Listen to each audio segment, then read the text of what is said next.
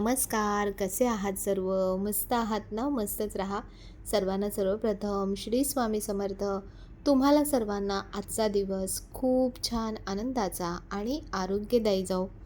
तर सुरुवात झालेली आहे ती म्हणजे की नाश्त्याने आणि नाश्त्याला रोज काय बनवायचा हा खूप मोठा प्रश्न असतो आपल्यासमोर. आणि मी काय करते सध्या सकाळी आता निष्ठाला जो टिफिन देते ना, तर टिफिनला जी बनवते तेच नाश्त्याला वापरते आणि मग नंतर यांचा टिफिन परत वेगळा बनवते. तर आज आहे ना, मी अख्खे मूग आहेत ना, ते भिजत घातले होते रात्री. तर मूग, आलं, त्यानंतर थोड्याशा लसणीच्या पाकळ्या, हिरवी मिरची आणि कढीपत्ता पण यामध्ये घातलं आहे. थोडंसं जिरंही यामध्ये घालायचं आहे. तुम्हाला जे पण बडीशोप वगैरे असं काही घालायचं असेल ना, ते पण यामध्येच घालायचं आणि छान अशी मस्त थोडीशी अशी भरडी पेस्ट करून घ्यायची त्याची मस्त. आणि त्यानंतर मी घेतलं आहे ज्वारीचं पीठ. थोडंसं याच्यामध्ये एक मूठ मी थोडंसं गव्हाचं पीठ मिक्स केलं आहे. शक्यतो काय करतात थालीपीठमध्ये ना खूप सारे पिठं मिक्स करतात. पण मी तुम्हाला सांगू कधी-कधी ना म्हणजे भरपूर पीठ 3-4 प्रकारचे पिठं असे एकत्र आपण जेव्हा खातो ना, कधी-कधी डायजेशनला त्याचा प्रॉब्लेम होऊ शकतो. तर म्हणून शक्यतो मी म्हणेन 1 किंवा 2 जास्त त्याच्यापेक्षा जास्त पिठं मिक्स करू नका. तर मी ज्वारीचं आणि थोडंसं अगदी हलकं गव्हाचं पीठ घेतलं आहे आणि ही जी पेस्ट आहे बघा अशी थोडीशी भरडीच पेस्ट केली आहे. म्हणजे छान आपण जेव्हा खातो ना तेवढे थोडे असे क्रंच येतात त्याचे. तर अशा प्रकारे तुम्ही बऱ्याचशा भाज्या ज्या आहेत पालक म्हणा, मेथी म्हणा, कोथिंबीर, दुधी असं वेगवेगळ्या भाज्या मिक्स करून तुम्ही अशा प्रकारे छान थालीपीठं बनवा.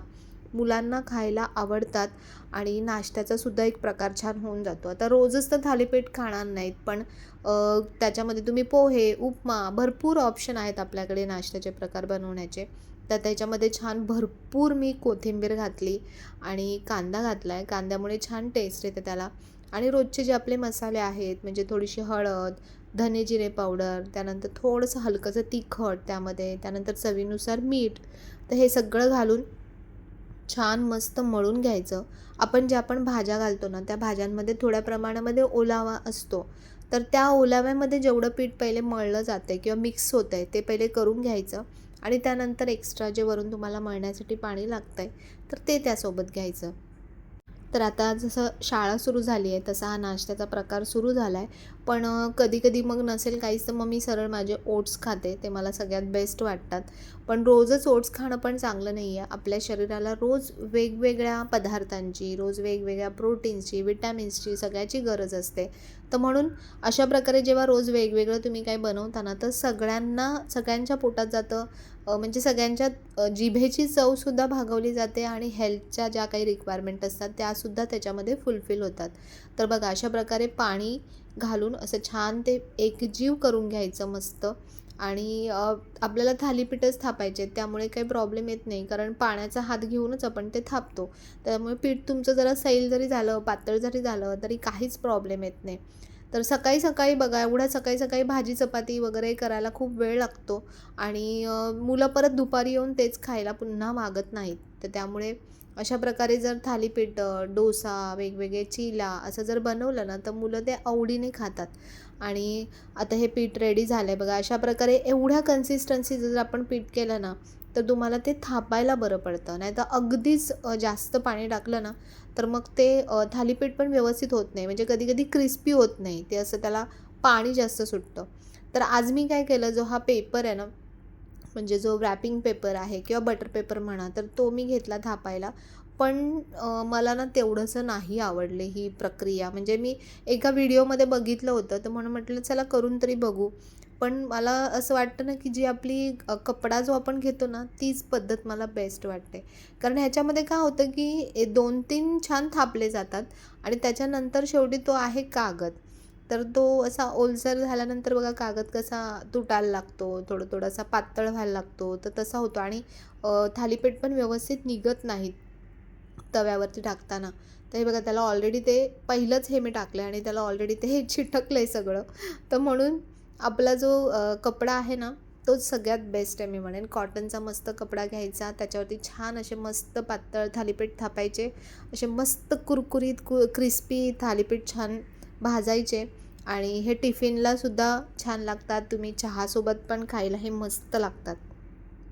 तर सकाळी मस्त असं बघा पावसाचं ना रोज असं छान वातावरण होतं आहे, पण पाऊस पडायचं काही नाव घेत नाही. म्हणजे सगळीकडे पाऊस पडतो आहे, पण कल्याणमध्येच पाऊस पडत नाही. मला ह्याच गोष्टीचं आश्चर्य वाटतं आहे.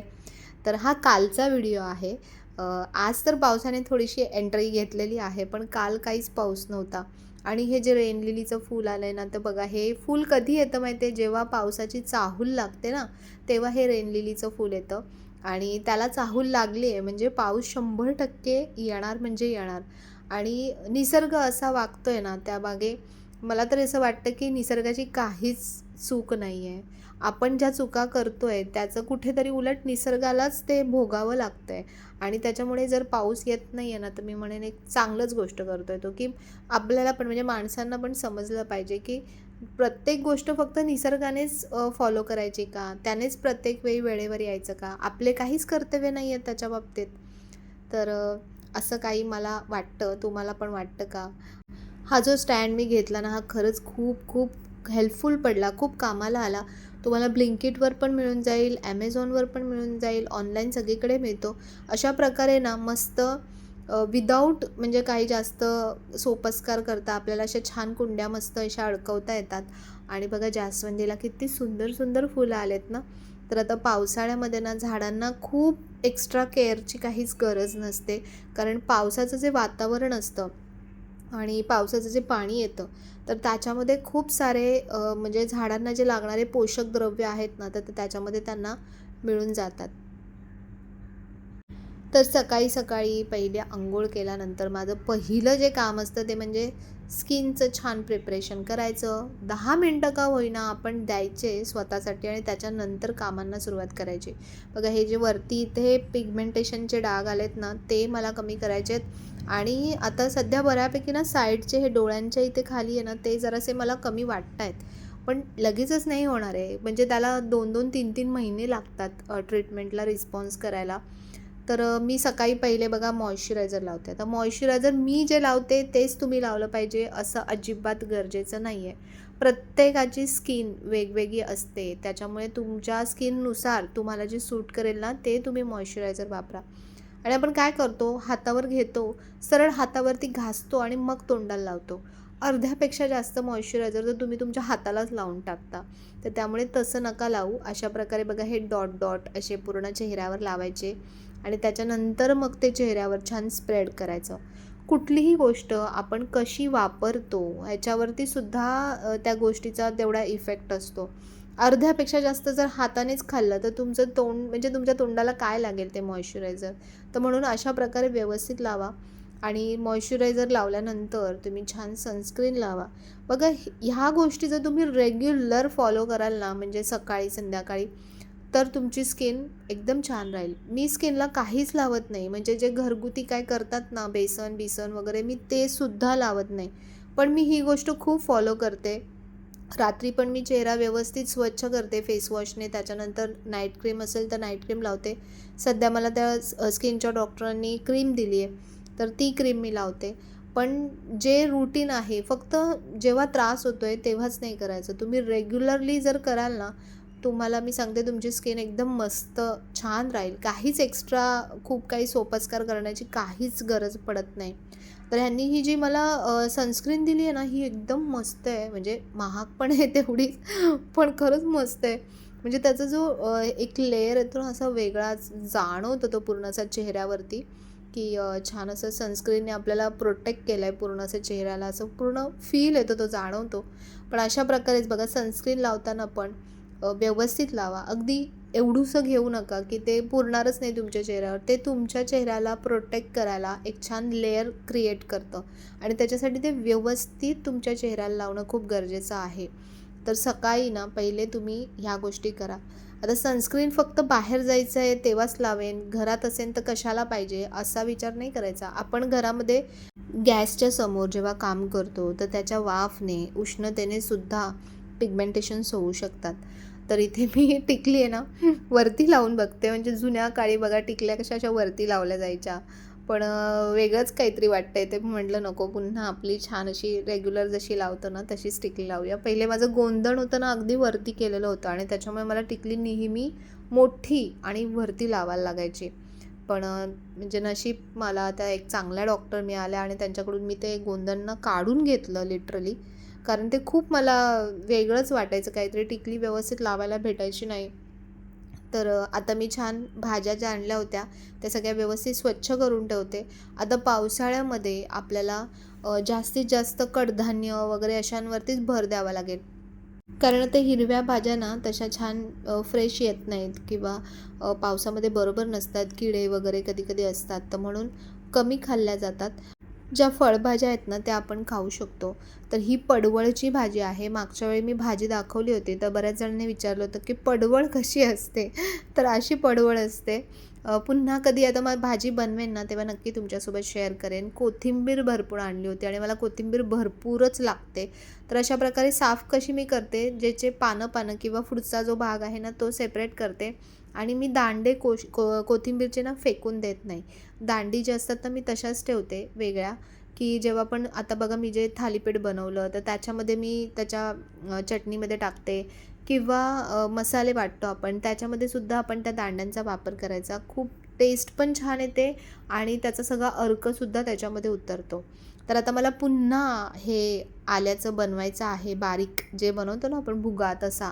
कारण माझा जेवढा बनवलेला ना, मी पावसाळ्यासाठी बनवला होता आणि पावसाळ्याच्या आधी संपूर्ण सगळा संपून गेला. तर आता पुन्हा म्हटलं थोडंसं आहे, ऊन जोपर्यंत दिसतंय तर तोपर्यंत पुन्हा बनवून ठेवू आणि उन्हाची सुद्धा गरज नाही. तुम्ही ते अगदी फॅनच्या खाली सुद्धा जरी वाळवलत ना, तरी ते अगदी मस्त वाळतं. त्यानंतर भरून ते मस्तपैकी काचेच्या बरणीमध्ये फ्रिजमध्ये ठेवा. म्हणजे ते खराब होणार नाही. बाहेर जर ठेवलंत तर बुरशी लागायचे चान्सेस आहेत. तर आता संध्याकाळचा वेळ आहे. मी आज जेवणाची तयारी लवकर जेवणाला सुरू केली आहे. कारण मला दातांच्या डॉक्टरांकडे जायचं आहे. म्हणजे एक गोष्ट संपली ना, की दुसरी गोष्ट लगेचच सुरू होते. पण ठीक आहे, आता जे आहे तर आहे ते आपल्याला करावंच लागणार आहे. तर सुरुवात जी आहे जेवणाची ती मी कुकर लावण्यापासून केली आणि डाळीमध्ये आधीच मी मिरच्या अशा तोडून टाकते. म्हणजे जे मिरचीचा जो अर्क आहे ना, तो डाळीमध्ये खूप छान प्रकारे उतरतो. त्यानंतर ही जी कुकर लावताना कधीही कुकरची जी रिंग आहे, ती अशी छान पाण्यामध्ये जरा धुवून घ्या किंवा लावायच्या आधी थोडा वेळ ना फ्रीझरमध्ये ठेवा. म्हणजे कुकरची जी शिट्टी आहे ती अगदी व्यवस्थित पटकन होते आणि कधी-कधी जी वाफ निघून जाते ना कुकरची, तर तशी वाफ निघून जात नाही. तर आज मी बनवणार आहे कारल्याची भाजी. भरपूर जणांची फेवरेट अशी भाजी. मला माहिती आहे खूप जणांना आवडत नाहीत कारलं. पण तुम्ही अशा पद्धतीने बनवून बघा. अजिबात कडूही लागणार नाही आणि तुम्हाला उलट आवडेल. तर कारलं असं छान साईडचा जो भाग आहे तो कट करून घ्यायचा.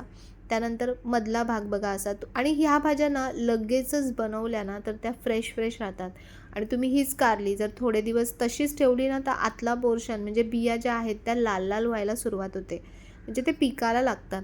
तर म्हणून जेव्हा आणल्या ना तेव्हा पहिले भाज्या या म्हणजे संपवा. तर अशा प्रकारे मधल्या ज्या बियांचा भाग आहे ना तो काढून टाकायचा आणि अशी छान बारीक अशी कारली छान चिरून घ्यायची संपूर्ण. त्यानंतर कारली चिरून झाल्यानंतर त्यामध्ये आता ही सगळ्यात महत्त्वाची प्रोसिजर आहे. ती म्हणजे ह्याच्यामध्ये 1 चमचा पूर्ण मीठ घालायचं आणि अगदी व्यवस्थित कारली ना चुरून घ्यायची संपूर्ण. जोपर्यंत कारल्याला पाणी सुटत नाही ना, तोपर्यंत चुरायचं. म्हणजे कारल्याला जो कडूपणा असतो ना, तो त्याच्यामध्ये निघून जातो. आणि तुम्ही कितीही कारलं धुतलं, काही केलं तरी त्याच्यामधला जो म्हणजे त्याच्यात जे मेडिसिनल फायदे असतात, तर ते तुम्हाला मिळतातच. नाहीतर बऱ्याच जणांना असं वाटेल, की अरे, इतकं सगळं केल्यावर काय उपयोग कारलं खाण्याचा? तर मी आता लवकर जेवण बनवायला घेतलं आहे आज, कारण मला जायचं आहे ते म्हणजे की दाताच्या अपॉइंटमेंटसाठी. एक गोष्ट निघाली ना, की त्याच्यानंतर अजून एक काही ना काही निघतच जातं. असं होतं तुमच्या बाबतीत पण असं होतं आहे का? दातांचं काम निघालं आहे आता. ऑलरेडी हे सगळं माझ्या आळशीपणामुळेच झालेलं आहे. कारण जेव्हा हा बघा इथला एक दात आणि इथला एक दात, दात म्हणण्यापेक्षा दाढा आहेत त्या आणि जवळपास मी ऑफिसला जायची ना तेव्हाच ह्या दाढा मी काढल्या होत्या. कारण खूप किडल्या होत्या. लहानपणी व्यवस्थित ब्रश करायचो नाही. जी पिंक कलरची गुलाबी रंगाची बघा पावडर यायची, तर ती घासणं कमी आणि खाणंच जास्त असायचं आणि त्याच्यामुळे दातांकडे दुर्लक्ष. आणि पहिले कसं एवढं कोणी दाताच्या बाबतीत कॉन्शियस नव्हतं, एवढं कोणी सांगायचं नाही की टूथपेस्ट वगैरे आता जसे आहे तसे काही टूथपेस्ट नव्हते, नॉर्मल ते कोलगेट होतं आणि ब्रश, म्हणजे एवढं कोणी हे नव्हतं की व्यवस्थित ब्रश करा, असं करा तसं करा, असं कोणीच सांगणारं व्यवस्थित नव्हतं. आणि आपण पण दुर्लक्ष, आपल्याला पण काही माहिती नाही, त्याच्यामुळे ते दुर्लक्षपणामुळे दात किडले आणि मग नंतर प्रचंड दुखत होते. तर मग मी सरळ ते काढूनच टाकले. पण तेव्हा आमच्या इथे जे काही डॉक्टर्स होते ते पण म्हणजे अनपढच डॉक्टर्स होते की त्यांनी काढतानाच मला खरं इतका त्रास झाला ना की मला परत ते लावण्याची इच्छाच झाली नाही आणि इवन दाताच्या डॉक्टरकडे परत जाण्याची इच्छाच झाली नाही. इतकं म्हणजे ते दुखलं आणि इतका त्रास झाला, बापरे. त्याच्यामुळे घाबरून मी जरी दुखत जरी काय असेल ना तरी मी टेम्पररी काहीतरी सोल्युशन करते आणि गप्प बसते किंवा गोळी खाते, मग तेवढ्यापुरता आराम पडतो, गप्प बसते. पण हे पूर्णपणे चुकीचं आहे. आपण आपल्याच गोष्टी इतक्या वाढवतो ना की खरंच काय सांगू, की आता कळतंय ते सगळं की नाही करायला पाहिजे. म्हणून निष्ठाचा पण मध्ये एक दात थोडासा अगदी हलका असा किडल्यासारखा झाला होता आणि थोडंसं तिला पेनिंग होत होतं. तर लगेचच मी तिला डॉक्टरांकडे घेऊन गेली आणि लगेचच त्यांनी क्लिअर केलं ते. म्हणजे रूट कॅनलपर्यंत गेलं नाही, फक्त वरचं जे आहे लेअर तिथेच थोडीशी कीड लागली होती. तर जेव्हा आपला वरचा दात किडतो, आपल्याला दिसतो ब्रश करताना की दात किडला आहे, तेव्हा तो दुखत नाही. जेव्हा ऑलरेडी ते कीड जी आहे ना ती नसांपर्यंत पोचते, वरचा हा जो लेअर असतो ना हा कडक असतो, ह्याचा आपल्याला काहीच फरक पडत नाही. पण जेव्हा नसांमध्ये त्रास जातो ना तेव्हा ॲक्च्युली पेनिंग स्टार्ट होतं आणि तेव्हा ऑलरेडी खूप लेट झालेला असतो. आणि विचार करा की आपण किती पेन आपण असंच काढतो आणि म्हणजे सगळंच दुखणं खराब असतं, पण दाताचं दुखणं अगदी अनबेरेबल असतं. म्हणजे कान, डोळा, डोकं सगळं जाम करतं दाताचं दुखणं. तर म्हणून आता मी एक जे पण आता हे जे 2 दात दिसतात ना काढलेले आहेत त्याचं मी इम्प्लांट करणार आहे. तर इम्प्लांट तुम्ही कोणी इम्प्लांटची प्रोसिजर केले असतील, म्हणजे आता रिसेंटली माझ्या पप्पांनी केली, त्यांनी पण पूर्ण इम्प्लांट करून घेतले दात. तर त्यांचं एकदम छान काम झालं आहे व्यवस्थित. म्हणून मी पण हिंमत केली की नाही मला पण करायचं. आणि आत्ता जर नाही केलं ना तर पुढे बाकीचे दात पण खूप खराब होतील, कारण आपण दात काढतो आणि त्याच्यानंतर लावत नाही. त्याच्यामुळे त्या ज्या दातांचं प्रेशर आहे ना ते इक्वली सगळ्या दातांवर पडतं आणि हळूहळू आपल्या दातांची झीज व्हायला सुरुवात होते. त्यानंतर इतर दात किडायला सुरुवात होते. म्हणजे एका गोष्टीकडे दुर्लक्ष केल्यामुळे बघा किती गोष्टी पुढच्या आणि किती खर्च पुढचा वाढतो. खर्च तर जाऊ दे, पण तुमची तब्येत त्याने आणखीन खराब होऊ शकते. कारण तुमच्या डायजेशनसाठी सर्वात महत्त्वाची जी गोष्ट असते ती म्हणजे की तुमचं अन्न चावणं, आणि चावण्यासाठी आपल्याला दात खूप महत्त्वाचे आहेत. तर समजा दातच व्यवस्थित काम नसतील करत तर तुम्ही ते अन्न चावणारच नाही, तुम्ही ते नुसतं गिळत जाणार आणि त्याच्यामुळे जास्त सगळे प्रॉब्लेम्स सुरू होतात पुढचे, पोटाचे वगैरे, तिथून सगळे आजार निर्माण होतात. म्हणून दातांचं जर थोडंही तुम्हाला वाटत असेल की काही प्रॉब्लेम आहे तर लगेचच तुमच्या जे चांगले ओळखीचे किंवा जवळपासचे डेंटिस्ट असतील तर त्यांना दाखवत जा. मुलांनासुद्धा आत्तापासून या बाबतीमध्ये अवेअर करा की दातांची काळजी घ्या, कारण पुढे जाऊन मग ते त्रास त्यांना पण उद्भवणार नाहीत. निष्ठाचा तर एकही दात असा किडलेला नाही आहे किंवा खराब नाही आहे. रेग्युलर ब्रश वगैरे सगळ्या गोष्टी व्यवस्थित करते मी तिला. लास्ट टाईम आता त्यांचं कसं असतं, वर्षातून एकदा आपण पूर्ण दाताचं ना क्लिनिंग करून घ्यायचं. काही त्रास होत नाही, काही दुखत नाही, छान तुमचे दात जे असे पिवळे पडतात, कॅव्हिटीज जमा होतात, आपल्याला कळतही नाही, ते पूर्ण क्लीन करून देतात. त्यामुळे दात किडतसुद्धा नाही. तर असं दातांवरती मी खूप तुम्हाला रामायण सांगितलं, कारण खरंच ते खूप इम्पॉर्टंट आहे सगळ्या गोष्टी या हेल्थच्या बाबतीतल्या. तर म्हणून आता माझी अपॉइंटमेंट आहे दाताची. तर आणि एकदा लिंक लागली आहे ना तर मी एक एक फटाफट करून घेणार. आता इथले 1-2 दात होते, दाढा होत्या, त्या पण थोड्याशा किडल्या होत्या, त्यांना व्यवस्थित क्लीन करून त्यात सिमेंट भरून घेतलं. रूट कॅनलच्या आधीच वाचले ते दात, नाही तर मग रूट कॅनल करावं लागलं असतं. आता इथला एक वरचा दात आहे त्याचं रूट कॅनल करायचं आहे. म्हणजे बघा किती आपल्याला त्राससुद्धा, खर्चसुद्धा आणि वैतागसुद्धा असतो. पण काय करणार आता, आहे तर आत्ताच जर नाही केलं तर आणखीन पुढे बाकीचे पण दात खराब व्हायला सुरुवात होते. तर म्हणून ते करते. आणि त्या दिवशीच्या व्हिडिओमध्ये ज्यामध्ये मी बाप्पा मोरयाचे सगळे प्रोडक्ट्स तुम्हाला दाखवले, तर त्यामध्ये जी थाळी दाखवली होती ना, पूजा थाळी तुम्हाला, तर बऱ्याच जणांनी कमेंट केल्या होत्या की ताई ती थाळी खूप महाग आहे. तर 4,800च्या आसपास समथिंग त्याची प्राईज आहे. तर मला पण माहिती आहे की ती थालीची प्राईस खूप जास्त वाटते, पण मला पण ती गोष्ट माहिती नव्हती जी दादांनी मला सांगितली, कारण जस्ट आदल्या दिवशीच माझ्याकडे ते सगळे प्रोडक्ट आले होते. अगरबत्ती तर मी लावून बघितली, पण थालीच्या बाबतीत मला माहीत नव्हतं. मला वाटलं की ते जर्मन सिल्वर टाईप काही असतं ना, तशा टाईपचं आहे, पण तसं नव्हतं. ते प्युअर ब्रासचं आहे, म्हणजे पितळेचं आहे, आणि त्याचं वजन जवळपास 1 किलोच्या आसपास आहे. तर तुम्हाला माहिती असेल की पितळेचं वजन, म्हणजे पितळेच्या वजनानुसार त्याची प्राईस सध्या किती चालू आहे. आणि त्याच्यावरती ते ॲनोडाईज असं काहीतरी, ऑक्सिडाईज काहीतरी ते कोटिंग केलं आहे, सिल्वर कोटिंग. तर म्हणून त्या थालीची प्राईस तशी आहे. तर ज्यांना कन्फ्युजन झालं असेल तर त्यांच्यासाठी म्हणून मी क्लिअर केलं. तर चला आता मी पुन्हा जेवणाला सुरुवात करते. चला.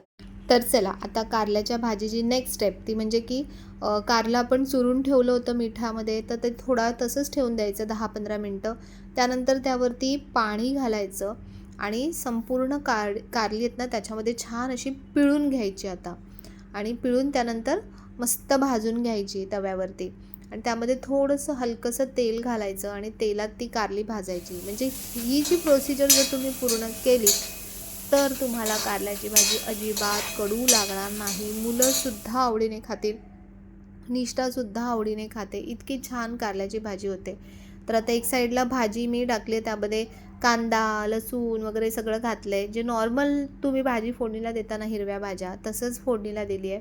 फक्त आता शेवटी त्याच्यामध्ये एक तर तुम्ही ओलं खोबरं घाला किंवा तुम्ही शेंगदाण्याचा कूट घाला. तर ज्यांना दाण्याचा कूट आवडतो त्यांनी ते घाला. कोणाला म्हणजे कोकण साईडला जास्त करून ओलं खोबरं वापरलं जातं आणि छान लागतं. भाजी म्हणजे आणखीन छान लागते, आणखीन त्यातलं कडवट कमी होतं. तर आता एक साईडला मी डाळ फोडणीला घातली. तर बघा, जी आपण जेवण बनवण्याची जी प्रोसिजर असते ना, म्हणजे स्टेप बाय स्टेप, ती अशा प्रकारे असली पाहिजे. म्हणजे पहिले तुम्ही कुकर लावायचा, त्यानंतर भाजी फोडणीला घालायची, भाजी होईपर्यंत तुम्ही डाळ फोडणीला घालायची, त्यानंतर डाळ आणि भाजी दोन्हीही शिजतात तोपर्यंत तुमचं एक साईडला पोळ्या होऊन जातात, किंवा भाकरी जर तुम्हाला करायचे ते. ह्या स्टेप्सने जर तुम्ही जेवण बनवलंत ना, तर अगदी जेवण फटाफट आपलं कंप्लीट होऊन जातं.